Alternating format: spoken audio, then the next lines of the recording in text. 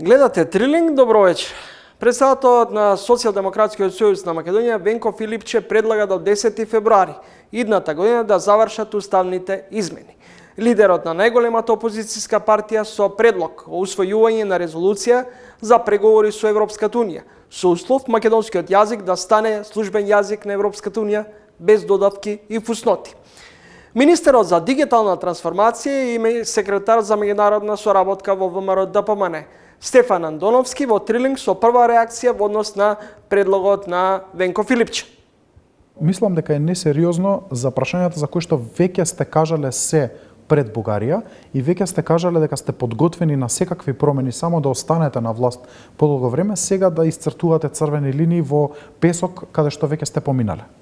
Во исто време за стратешките приоритети на државата ние донесовме националната развојна стратегија во текот на 25-та година, со која што во голема мера беше подготвувана и од претходното владино мнозинство, а главно беше работена во собрание од сите пратеници и беше изгласана од сите пратеници. Ако тоа е нашата стратешка определба, ние таков документ имаме и многу е полесно за сите нас да застанеме позади тој документ позади кој што веќе сите гласале. Со плебисцитарна поддршка беше усвоен. Така што да се исцртуваат црвени линии кои што вие сте ги поминале е несоодветно, а веќе кога имате стратешки документ за напредок каде што дигитализација е прва област која што ни е многу важна, економски напредок, развој, заштита на животната средина, буквално сите прашања кои што се од интерес на граѓаните, мислам дека можеме да застанеме позади таквите платформи. Кои се центрите на моќ дома и во странство кои се обидуваат да ја урнат владата? Дека станува збор за еден сериозен напад на стабилноста на државата и обид за создавање на паника и страв кај населението. За ваквите нешта изјавите од званици што ги слушаме дека имаме хибридна војна, хибридни напади, апсолутно се неодмерливи. Но корумпиран припадник на безбедносна служба, значи кој што секојдневно има додирни точки со класифицирани информации, во многу нешто може да наштети во темелите на безбедносниот систем. Ова е опасноста на новото време. Ако порано тоа било кражба на документи, губење на документи, палење на документи, се сеќавате колку пати архиви изгореа на определени институции, сега опасноста се сајбер нападите. Најинтересно на овие избори нема да биде, битката за Скопје, туку ќе биде битката за Чаир. И битката за Тетово, и битката за Гостива. Ќе предводиме најголемиот дел од општините во град Скопје, ако не и скоро сите, каде што имаме кандидати. Знаете вашата мајка да биде незаконски разрешена, подоцна да ја биде даден отказ од нејзиното работно место и во текот на тој период постојано да ја биде вршен мобинг, притисоци, закани, не само спрема неа, туку и спрема нејзиното семејство и нејзините блиски, е нешто кое што за дете, кое што безпомошно на таа рана возраст не може никако да ја помогне, е тешко за понесување.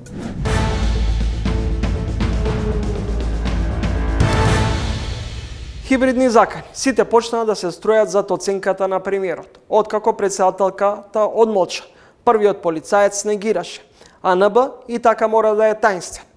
Но во Македонија се трае 2 дена, 2 недели и не повеќе од 2 месеци.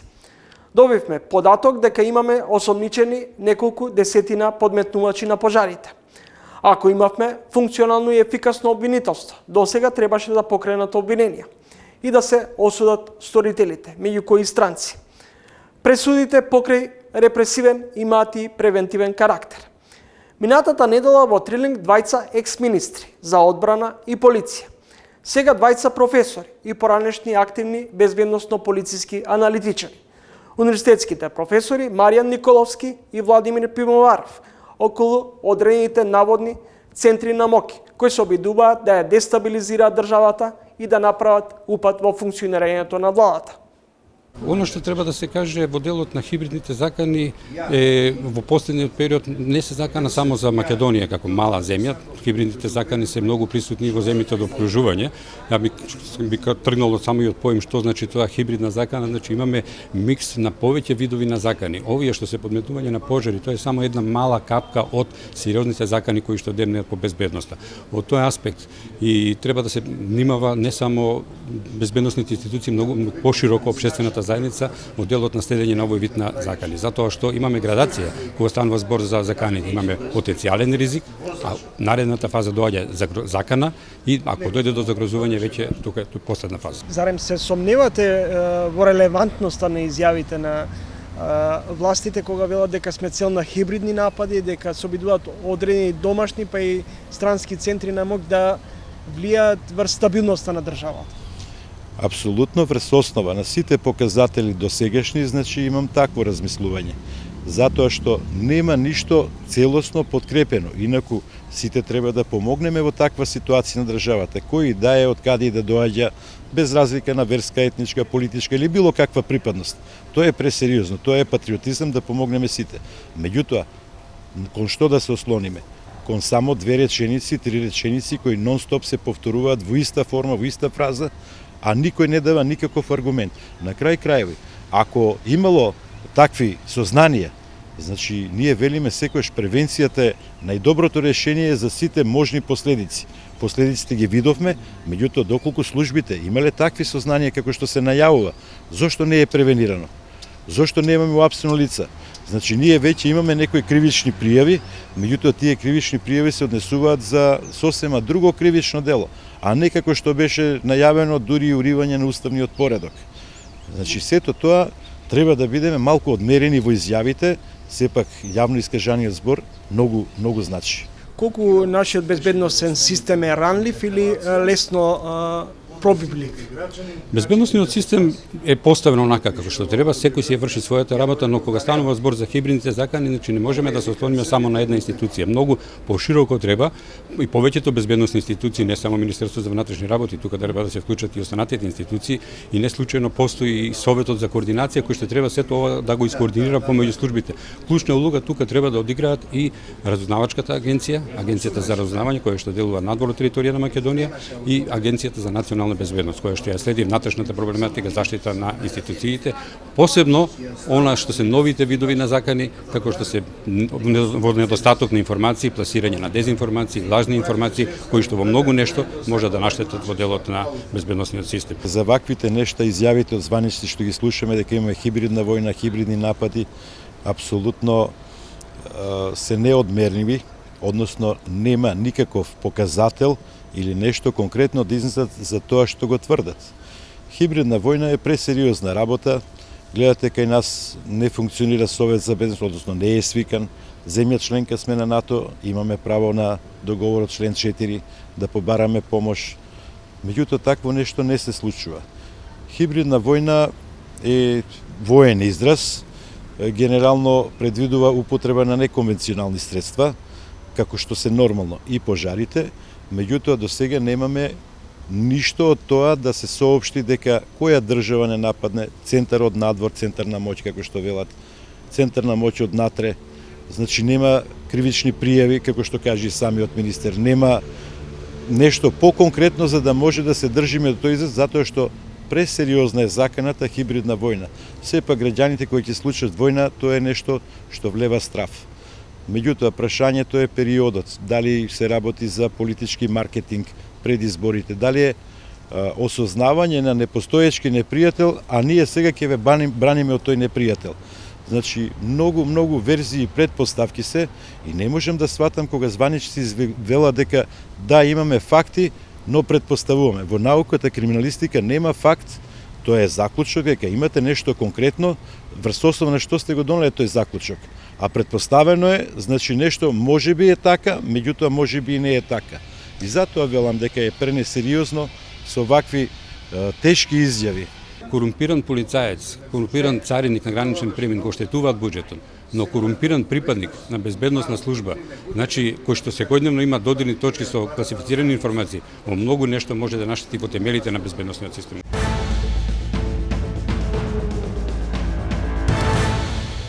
Наредната недела во Скопје нов дигитален самит за Западен Балкан. Колку регионот е компатибилен и поврзан со европските пазари и коридори, а и во делот на развојот на вештачката интелигенција. Каква заштита од сајбер нападите и колку денес информациите во јавниот сектор се отпорни на напади. Во ово издание на Тренинг гостин е министерот за дигитална трансформација Стефан Андоновски. Добро дојдете во емисијата. Министре, субверзии, диверзии, пожари, сајбер напади, повторно власта сврте кон хибридни закани. Колку овие закадни хибридни се реалност или можеби обид за дефокусирање на јавноста? Па ако се случи пожар во време на летниот период, да речеме, во некоја шума која што е оддалечена, ќе си речете или тоа е спорадично, или ќе си речете дека тоа се некои дрвократци, некои кои што сакаат да прават бизнис од дадената ситуација. Но кога во исто време ќе имате подметнат пожар, затоа што сите овие пожари, особено пред 2 недели беа подметнати, на 3 локации во Скопје кои што се конкретно отпад, тогаш веќе не може да зборуваме за случајност или пак исклучиво за некои бизнис мотивирани активности. Така што мислам дека станува збор за еден сериозен напад на стабилноста на државата и обид за создавање на паника и страв кај населението. Во многу нешто ова го објаснува битието на кривичното дело тероризам, затоа што со подметнување пожар се сака да се предизвика паника и страв кај населението, страв за здравието своето, на семејствата, паника за напуштање на живеалиштата или паника дали определен пожар би можел да се прошири на друга локација, така што не мислам дека станува збор за случајност и не мислам дека станува збор за овие редовни пожари кои што ни се случува изминатите години во текот на летото, затоа што тие секогаш по дефиниција се случува на подрачја кои што се шумски предели, пасишта, ливади надвор од град, но тука имаме конкретни случаи кои што се случуваат во рамки на град. Министре, кои се центрите на моќ дома и во странство кои се обидуваат да ја урнат владата? Тука не можам да коментирам во детали, затоа што прво станува збор за информации кои што ги имаат нашите безбедносни служби и агенции и Министерството за внатрешни работи секако и се информации кои што стигнуваат до премиерот. Така што Министерството за дигитална трансформација и јас лично не сме вклучени во дискусиите кои што се однесуваат на безбедноста, иако постојат информации дека ова што го зборував до сега не е случаен настан. Што е веројатно лесно искористено алиби за внатрешна неспособност или преспора адаптација и соочување со новите форми на безбедносни ризици, особено сега сме сведоци на сајбер напади, влез во компјутерските системи? Суштинскиот проблем мислам дека лежи во фактот дека архитектурите кои што се создавале на системите никогаш ја немале сајбер безбедноста во вид во моментот на создавање. И долго време сајбер безбедноста се третирала како случајност и како реткост, како недостаток на самиот систем, а никогаш не се сметало или историски не се сметало дека таа би можела да биде искористена како начин на напад. Дали од бизнес аспект, дали за злоупотреба на средства или приходување на средства или пак од некои државни или недржавни елементи кои што имаат други политички цели или повисоки цели. Во таа смисла наследивме ситуација во која што многу од системите немале заштита во перцепција кога го граделе системот. Тоа значи дека не биле предвидувани бекапи редовни бекапи на системите, соодветен антивирусен програм, соодветна заштита, добра поврзаност, помала изложеност на податоците на граѓаните и е нешто со кое што се справуваме цело во изминат период. И сега веќе и со донесувањето на законот за сајбер безбедност веќе ставаме и одговорност на институциите кои што не размислувале во таа насока. Јас често го давав примерот и мислам дека е добро да го кажам и сега. Ние имаме одговорност на институцијата доколку се случи поплава во таа институција, одговорност на одговорното лице зошто не преземало, ако не преземало соодветни мерки.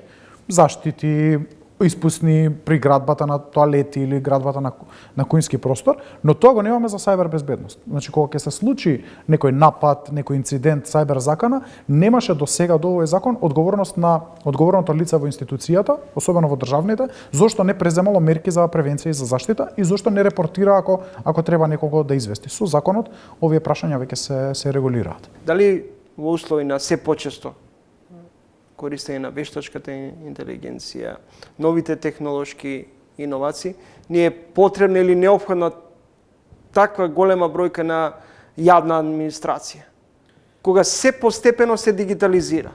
Сум го анализирал ова прашање, многу е важно.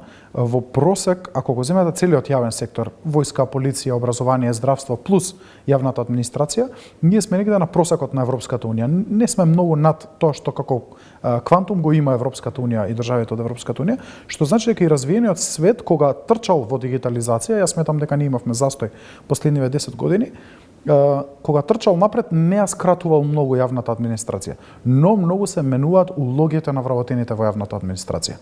Од архивар или од лице кое што фотокопирало, од лице кое што било курир, тие ќе мора да заземат некои покомплексни улоги во јавната администрација и ќе треба да работат на системите кои што се развиваат. Во таа смисла не мислам дека јавната администрација треба да се плаши од процесот на дигитализација, но мора, како секој вработен во денешното општество, било во приватниот сектор или во државниот, мора да стекнува нови вештини и мора да напредува. Но колку јавниот сектор е подготвен да ги примени новите технолошки и иновативни решенија? Ќе мора, затоа што светот трча напред. Никој нема да чека да определена институција од Македонија се уште работи на хартија и испраќа документи по пошта. И чека кога ќе стаса тој документ за 2 недели, за 2 месеци, за 6 месеци, за определена реакција и определено завршување на работите. И постои свесност, барем со раководителите со кои што сум разговарал, тие сега и на хибриден начин го тера целиот процес. Испраќаат по пошта, па го сликаат истото или го скенираат, па го испраќаат и на мејл за да се заврши работата побрзо.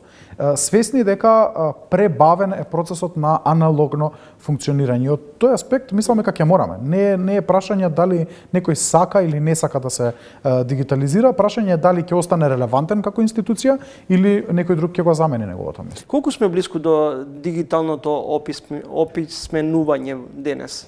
Тоа е важно прашање. Еднакво блиску колку што и далеку, затоа што дали ги следиме светските трендови? Ги следиме, но има вакуум простор во образованието.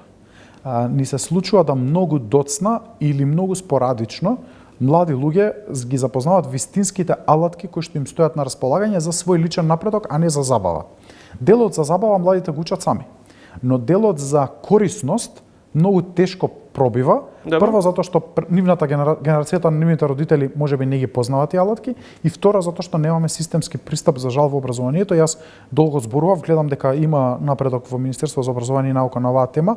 Ние не можеме информатиката да третираме како опционен факултативен предмет во само едно од оделенијата во основното образование, се додека младите во регионот, да не одиме подалеку, учат вештачка интелигенција уште од прво оделение или учат програмирање уште од прво оделение, нормално геймифицирано, детско, низ форма на игри, на решавање проблеми, проблемско размислување, уште од прво оделение. Не можеме да правиме такви дискрепанции. Образованието мора да го следи технолошкиот напредок.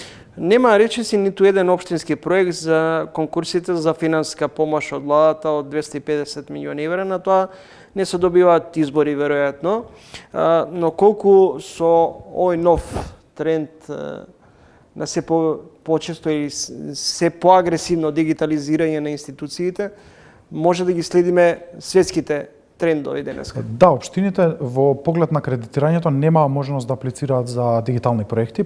Претежно беше инфраструктура која што се градеше, а не беше дигитална инфраструктура, но ние најдовме начин како да го надминеме тој, да го бајпасираме тој проблем. Имаме еден проект со UNDP, со швајцарската влада, кој што го работиме заедно со Министерството за локална самоуправа за дигитализација на клучните 10 услуги кои што ги нудат општините во фази кои што ќе понудиме во фази за сите општини. Што ќе значи дека тие на националната платформа услуги GovMK ќе може да ги нудат овие 10 најкористени услуги. Поминавме и анкета, анализиравме кои општини би биле најподготвени, веднаш по изборите ќе започнеме со конкретна реализација на овој дел. И вториот елемент кој што ние го правиме како министерство, ќе обезбедиме веб страници унифицирани, достапни и безбедни за општините кои што не можат тоа сами да го направат. Набавката е при крај.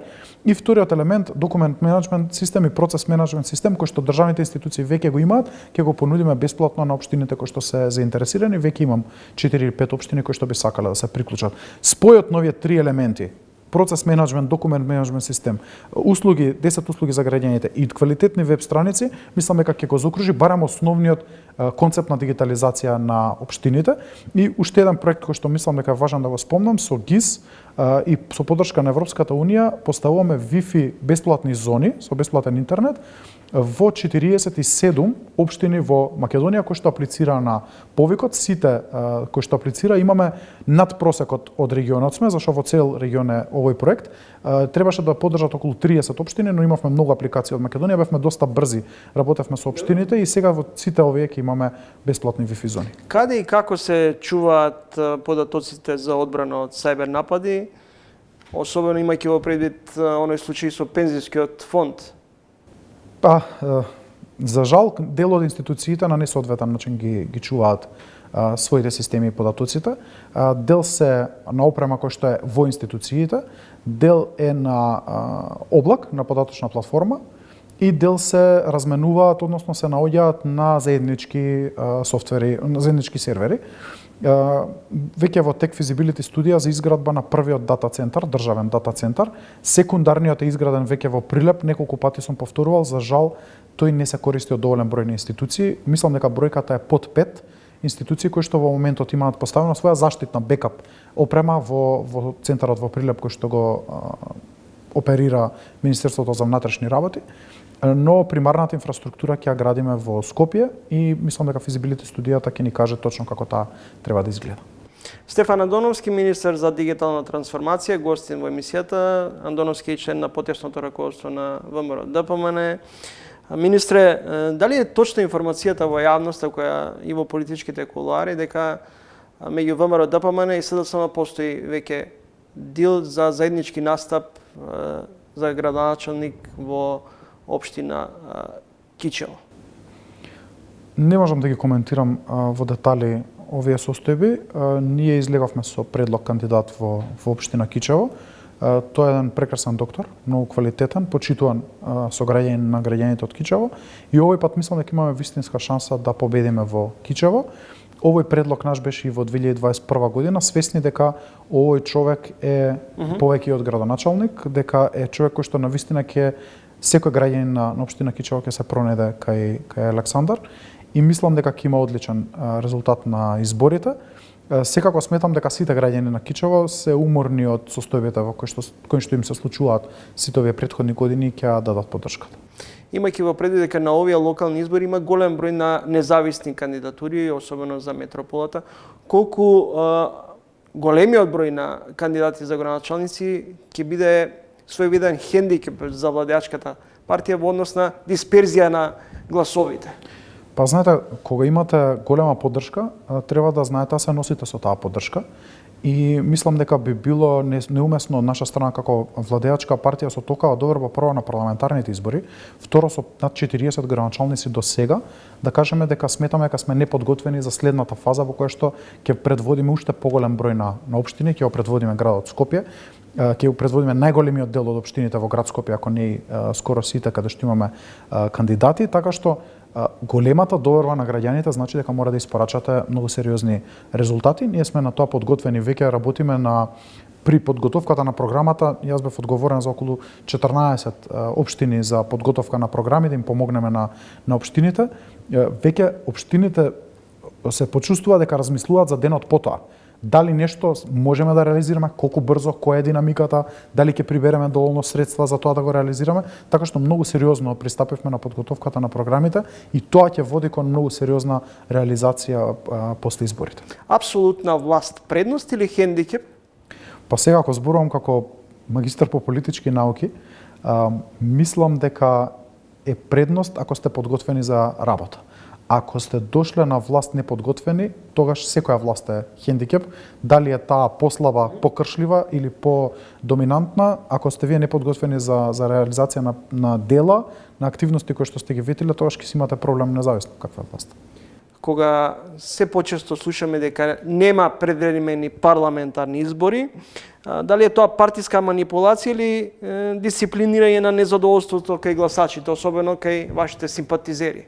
Па задоволството или незадоволството кога се измери на избори, ние имаме одлични резултати на анкетите до сега и тие резултати ни даваат за право да зборуваме за реализација на проекти после денот на изборите, на локалните избори.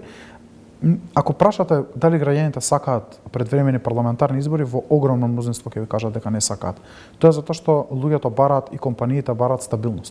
Бараат простор за реализација на проекти, за соработка со државните институции, соработка со општините и ние ќе имаме еден чист мандат од околу 3 години, пол мандат во владата и пол мандат во општините да реализираме капитални инвестиции кои што со организирање на воредни избори се прекинуваат по сила на закон. Вие сигурно 100-120 дена ќе имате некаква блокада, плюс на тоа се уште постои пржинската влада, тоа значи дека сите процеси ќе се блокираат.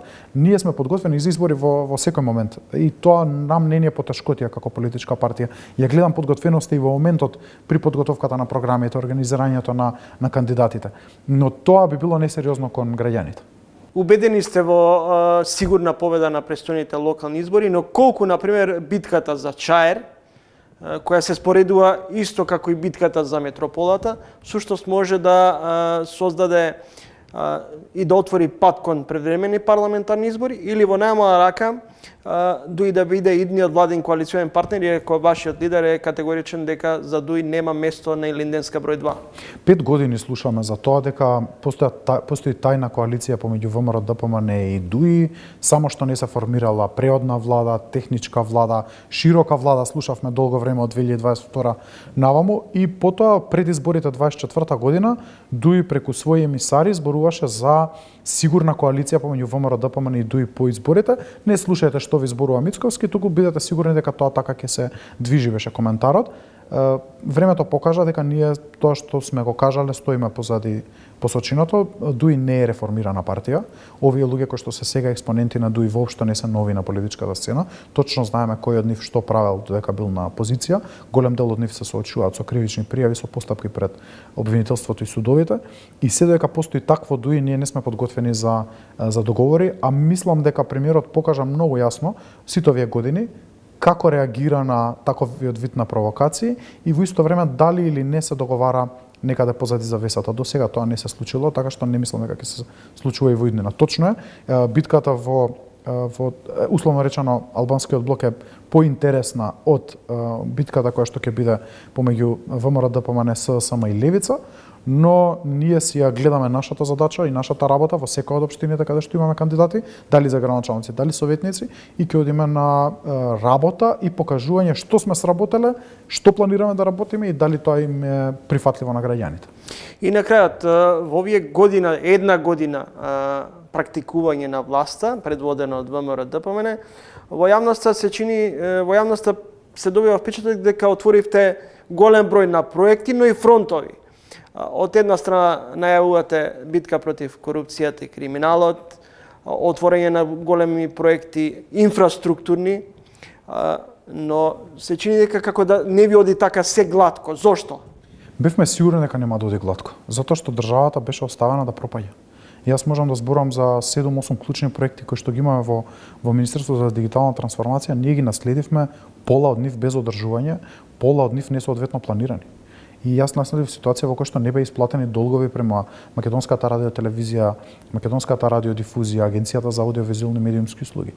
Во една таква ситуација во која што мало министерство има толку многу наследени габаритни проблеми за кои што ние бевме свесни во голема мера, ние бевме свесни дека ќе биде многу тешко.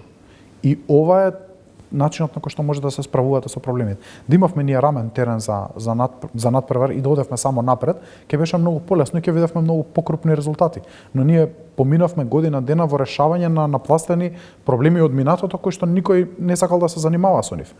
Веќе втората година, третата година можеме да гледаме реализација на нови работи кои што сме ги планирале во програмата и кои што граѓаните ќе имаат бенефит.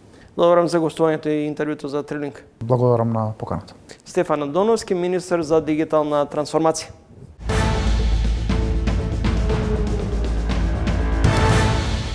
На Скопје, како градоначалник, му треба човек кој што ги познава проблемите и кој што може да се справи со тие проблеми. Она што за жал се покажа како лоша комбинација, доколку во Скопје се дојде некој без претходно искуство, со поддршка од одредена политичка партија, но без никакво познавање на она што е клучно и значено за функционирање на градот Скопје. Знаете вашата мајка да биде незаконски разрешена, па подоцна да ја биде даден отказ од нејзиното работно место и во текот на тој период постојано да ја биде вршен мобинг, притисоци, закани, не само спрема неа, туку спрема нејзиното семејство и нејзините блиски, е нешто кое што за дете, кое што безпомошно на таа рана возраст не може никако да ја помогне, е тешко за понесување. И токму затоа од тој ден кога разбрав и видов дека ја бев безпомошен и не можев никако да ја помогнам на мојата мајка, се одлучив за овој патот до правосудството, за утре, за било кое дете да се најде на таа моја положба, да му биде пружена помош.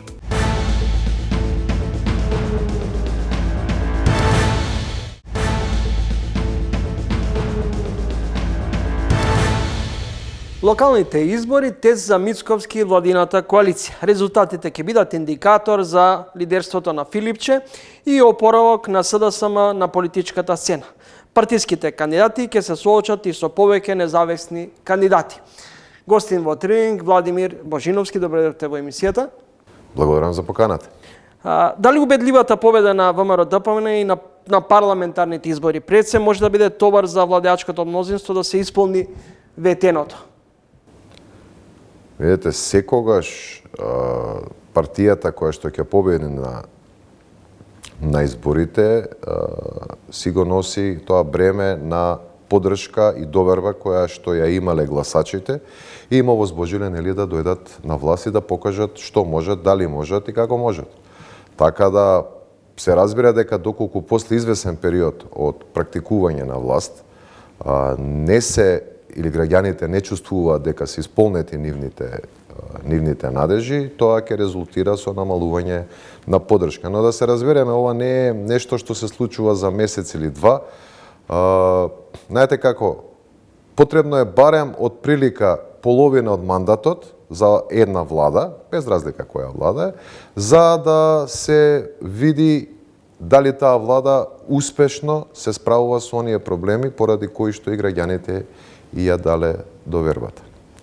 Колку актуелната владеачка гарнитура може да се носи и да ја добие речиси истата бројка на гласови, без разлика што станува збор сега за локални избори, а не за парламентарни, во услови кога за една година практикување на власта се случи трагедијата во Кочани, голем број од проектите не беа целосно реализирани, а ветени во првата година. Имаме случај Трубарево и така натаму. Значи, знаете како,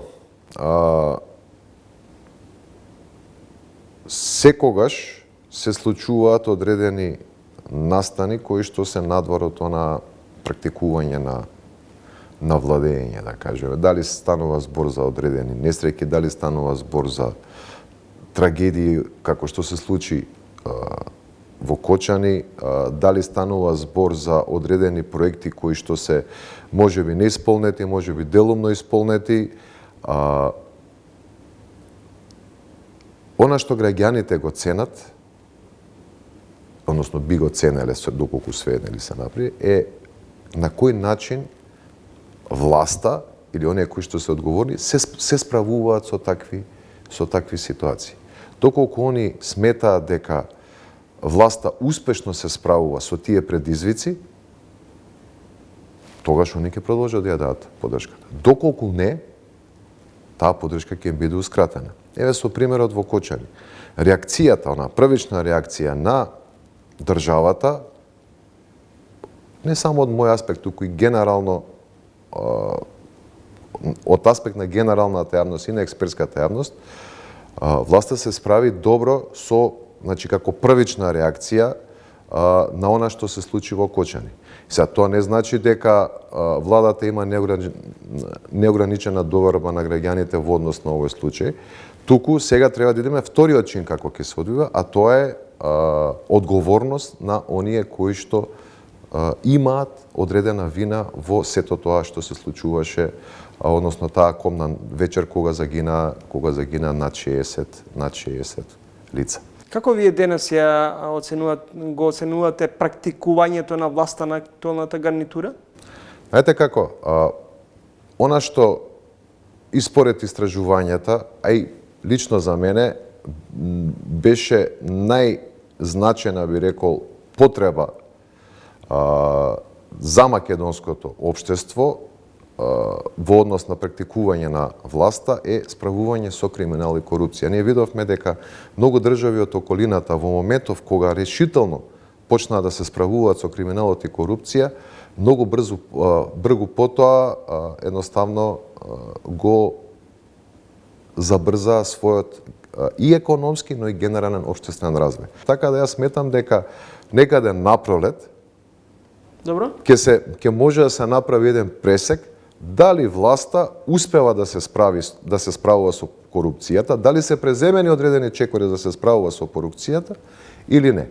Доколку е тоа случај, тогаш они ќе задржат поддршката. Но доколку тоа не е случај, се разбира дека може да очекуваме да изгубат таа поддршка. Ако се сеќавате, кога дојде минатата влада на СДСМ 2017 година, граѓаните исто така, дока 2019, значи отприлика 2 години, и дадоа фора, условно кажано, на таа власт да покаже што знае и дали знае. Кога видоа дека ништо од оние ветувања, исто посветени на криминалот и на корупцијата, не се исполнуваат, многу брзо потоа таа власт ја загуби поддршката. Сметате дека ВМРО ДПМН лесно ќе го мобилизира гласачкото тело и покрај тоа што се чини дека влада е своевидно незадоволство. Има граѓаните пред се големи очекувања, но споменав, ни се случи Кочанската трагедија, се уште имаме висока стапка на инфлација. Синдикатот вели сакаме зголемување на минималната плата. Вие велите прв индикатор дали добро владее гарнитурата после 2 години практикување на власт. Не прв индикатор, туку тоа е веќе доволен временски период за да може да се анализира дали владеачката гарнитура успеала да се справува со оние проблеми поради кои е дојдена на власт. Сега граѓаните се уште да они имаат големи очекувања, они се уште во исчекување. Се уште имаат одредена надеж и даваат буквално уште малку време на власта да покаже дали ќе успее да се справи со сите овие проблеми кои што ги наведовте.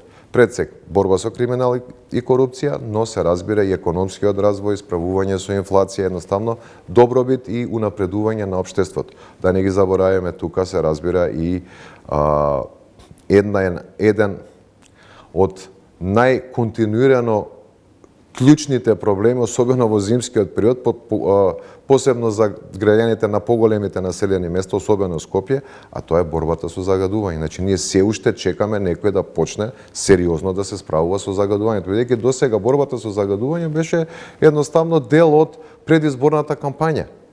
Не предизборната кампања за минатите избори, туку предизборната кампања во изминативе 20 години на сите политички партии. Се уште не сме виделе некој решително и сериозно да почне да се справува со овој проблем. Така да и ова ќе биде дел од она ова е дел од оние очекувања кои што ги имаат граѓаните. Господин Божиновски, лидерот на ВМРО ДПМН и премиер Мицковски им се извини на Скопјани со изборот на Данела Арсовска.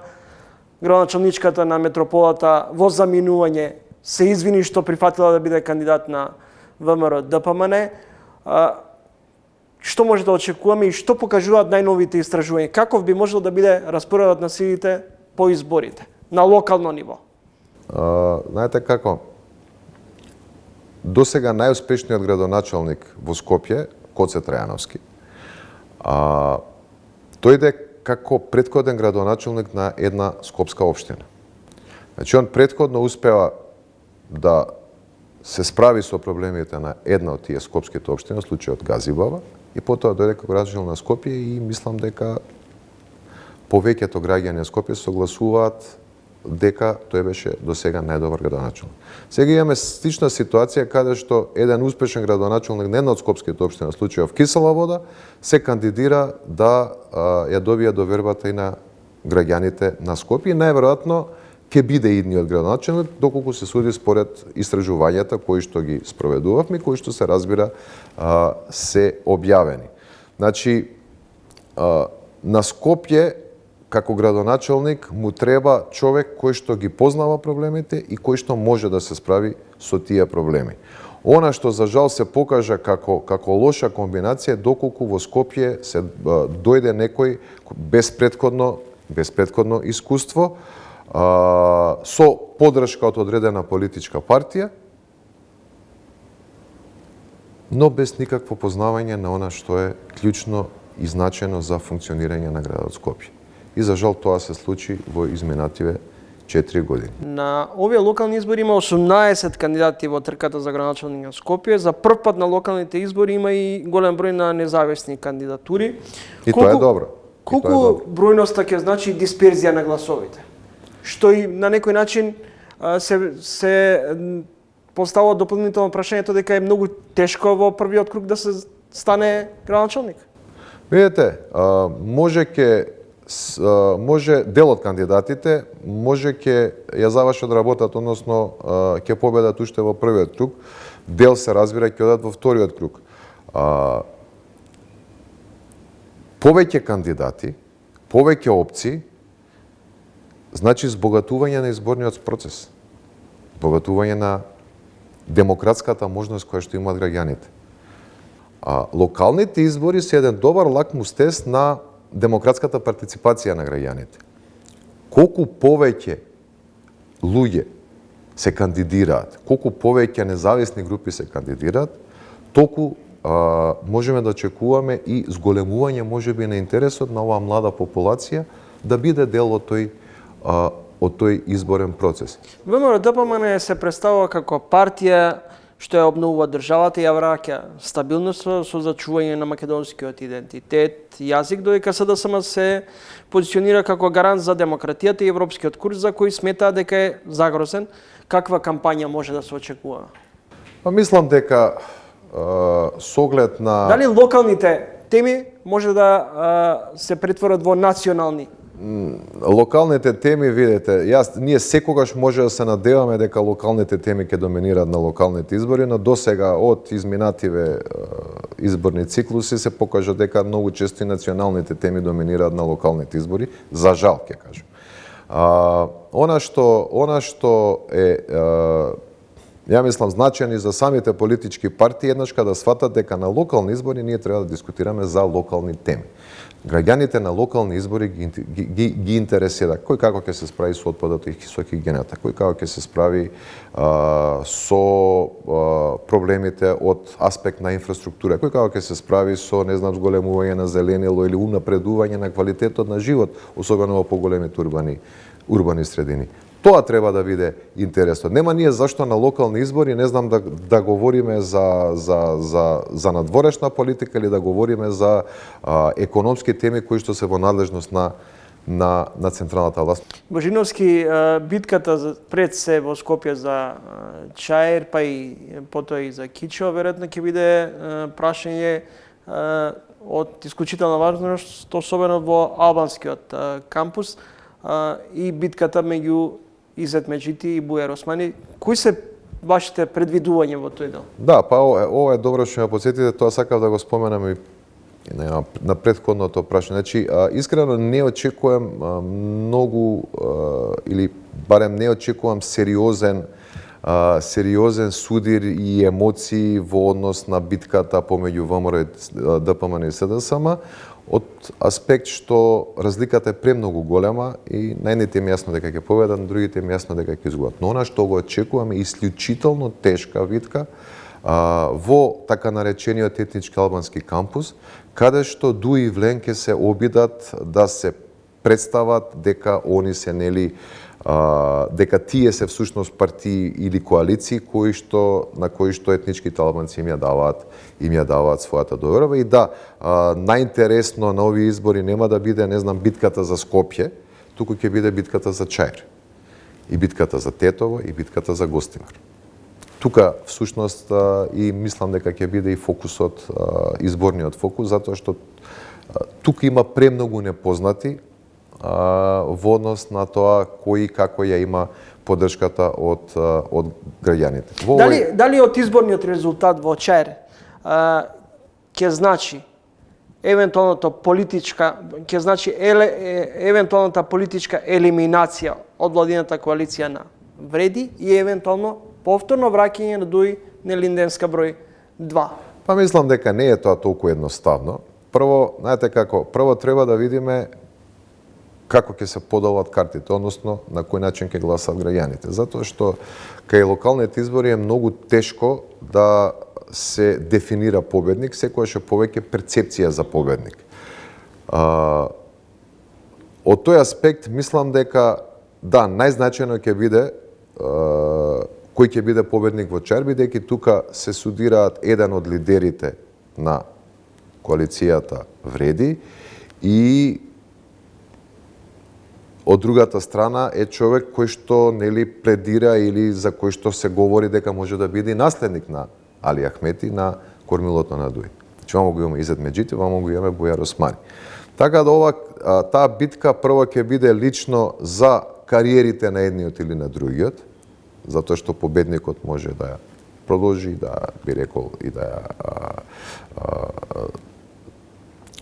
збогати својата политичка кариера, додека губитникот може да очекува или напуштање на политиката или намалување нели на перцепцијата и на развојот и растот на неговата политичка кариера.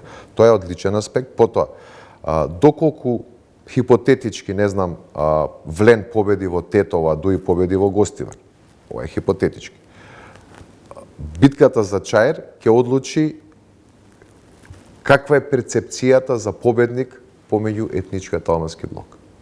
И тоа го велам затоа што сепак се базира за перцепција. Се некој може да говори за, не знам, број на советнички места, за број на гласови на советнички листи, за број на вкупен број на градоначалници. Че има повеќе аспекти според кои што може да се дефинира победник на локалните избори, но сепак е најзначајно кој ќе успее да биде градоначалник во оние клучни општини. Може ли да се очекува по локалните избори актуелниот лидер на ВМРО ДПМН да ја искористи, односно да ја практикува истата тактика како и неговиот претходник Груевски, кој после секоја победа по изборите неуваше предвремени парламентарни избори?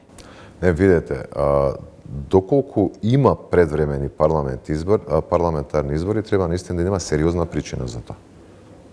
Затоа што доколку вие се обидете или направите парламентарни избори без при тоа да дајате некоја сериозна причина, тоа може негативно и на вас да се одрази.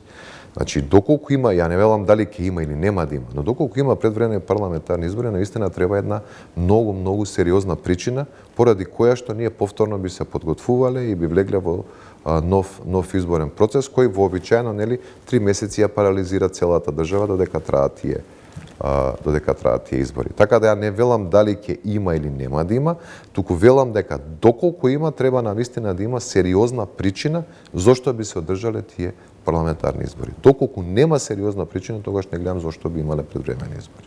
Благодарам за гостувањето. Благодарам на поканата.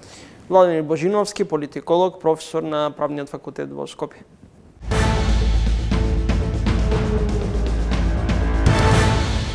Неправдата кон неговата мајка била една од главните причини да одлучи да се запише на Правниот факултет Јустинијан I во Скопје.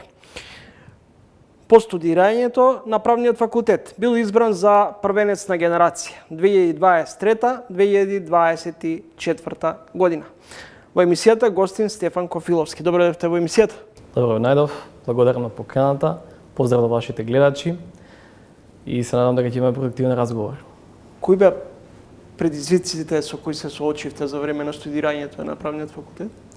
Правниот факултет има големи предизвици. Пред се обемот на самата материја. Материјата е тешка, комплексна и бара многу логика и критичко размислување да се совлада. Но главно пред се што би рекол како главен и единствен предизвик на Правниот факултет што може еден студент да се соочи е со конзистентноста.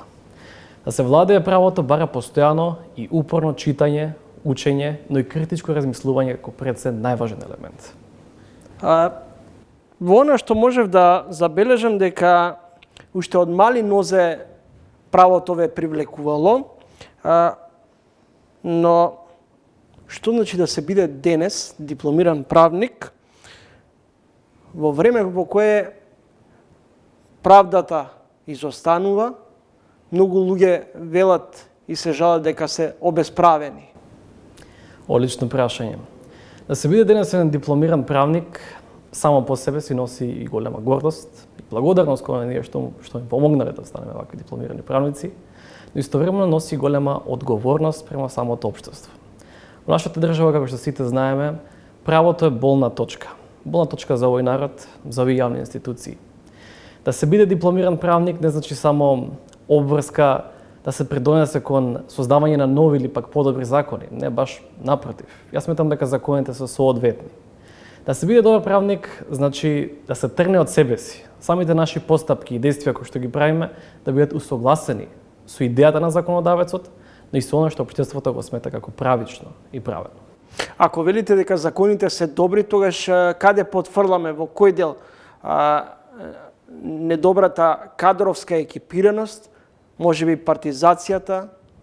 Токму така. Јас сметам дека самото спроведување на законите е она што суштински недостасува на нашата држава во овој момент. Веќе самата идеја и концепција на законите, како што сега е востановена, е прилично оддобра и е компаративна со европско-правните системи. Затоа сметам дека конкретно правилното извршување на законите, онака како што се замислени, а и не секогаш како што се напишани, е најважно моментално во нашата држава.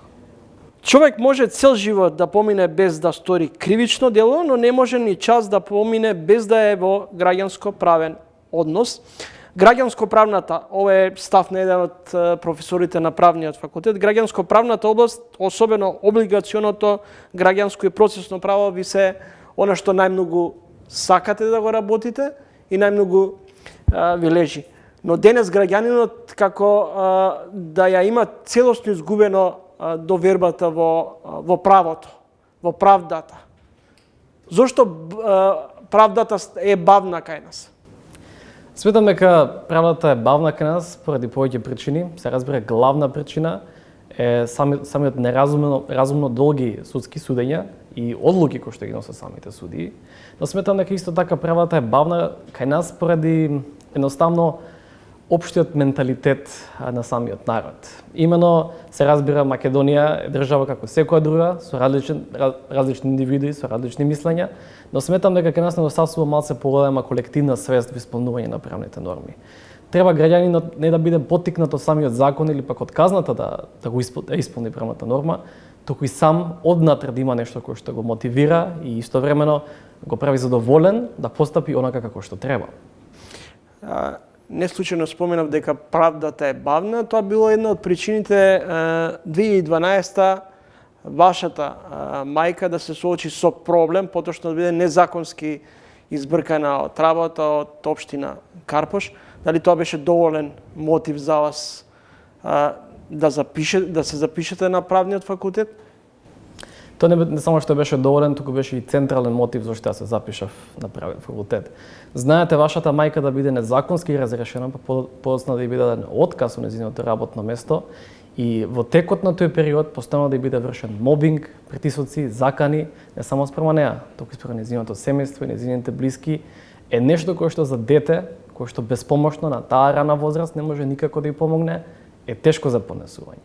И токму затоа од тој ден кога разбрав и видов дека ја бев безпомошен, не можев никако да ја помогнам на мојата мајка, се одлучив за овој патот до правосудството, за утре, за било кое дете да се најде на таа моја положба, да му биде пружена помош.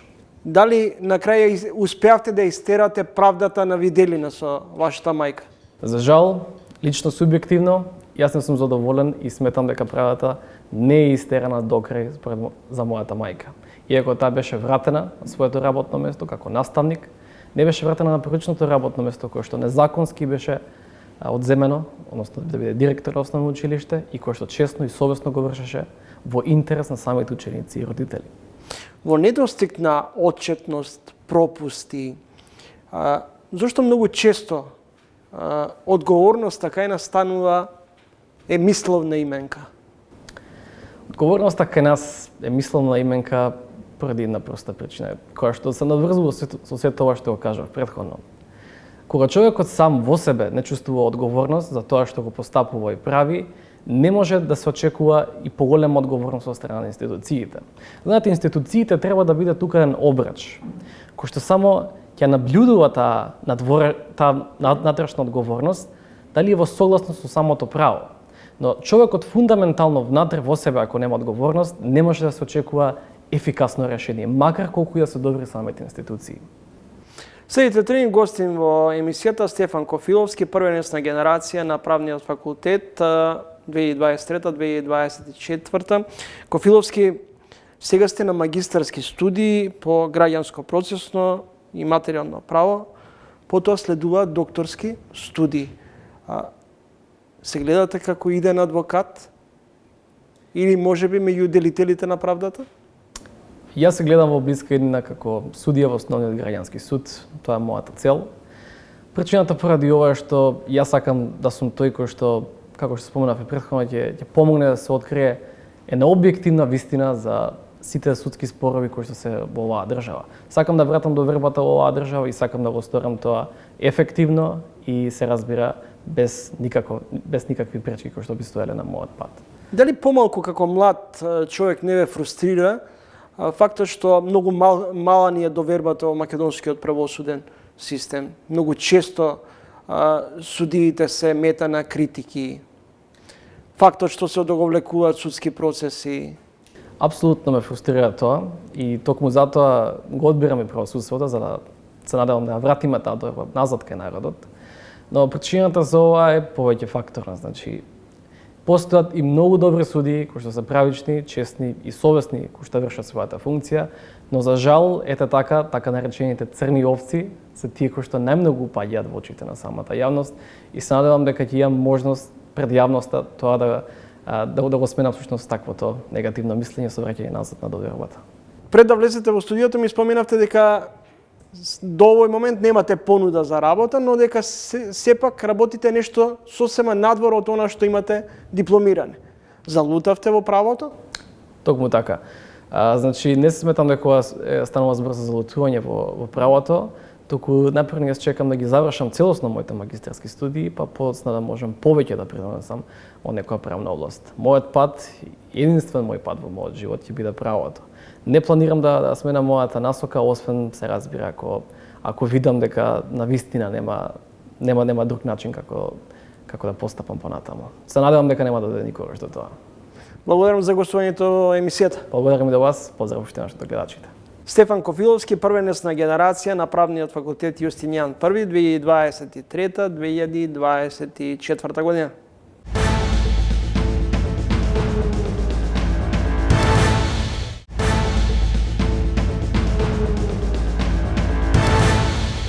При крајот на ова издание на ТВ магазинот Трилинг следува и рубриката Знаење што менува, поддржано и во соработка со СЕМОС Едукација. Во наредните неколку минути обраќање и видување на директорката во СЕМОС Едукација, а посветена на тема околу едукацијата и дигиталната писменост на најмладите.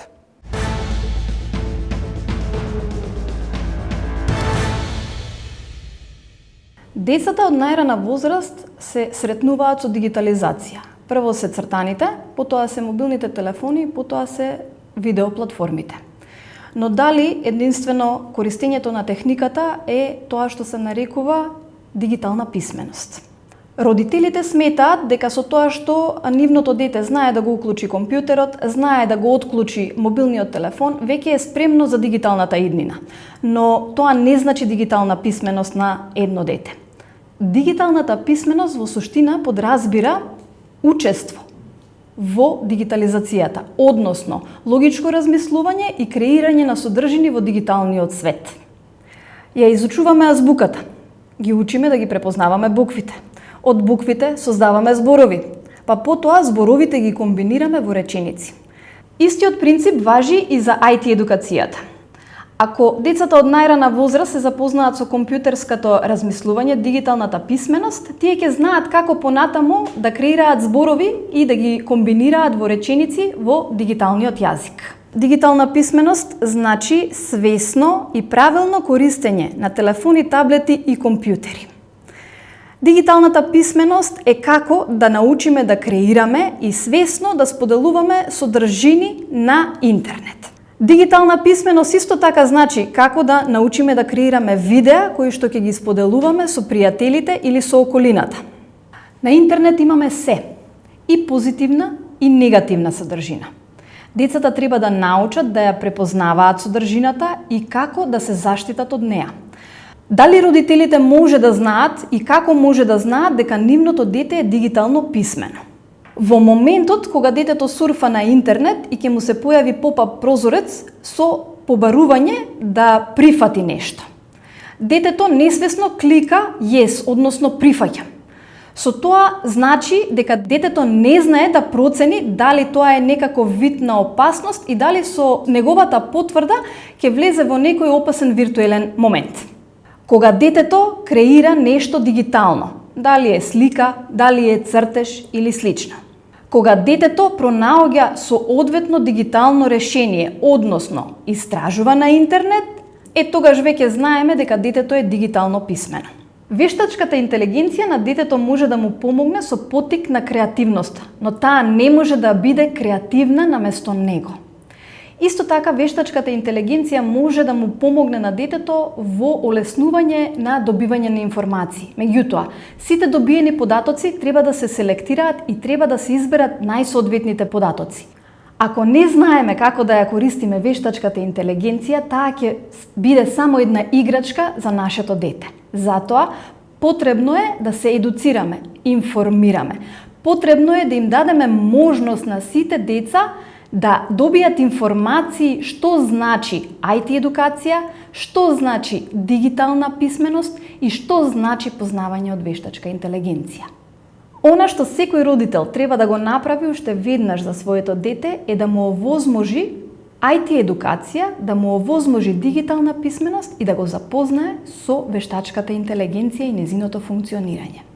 Во Детскиот едукативен центар на СЕМОС Едукација постојат курсеви за IT едукација на децата од најмала возраст, односно првите чекори кон запознавање со дигиталната писменост. Првите чекори кон запознавање со графичкиот дизајн, со програмирањето. Исто така, постојат и курсеви кои што ги водат средношколците напред кон нивната иднина. Средношколците имаат можност да се стекнат со основната дигитална писменост преку IT Академијата за средношколци, а потоа стручно да се насочат во други области, како што се дигитален маркетинг, програмирање со Python плюс вештачка интелигенција, внатрешен дизајн и дата анализ за средношколци.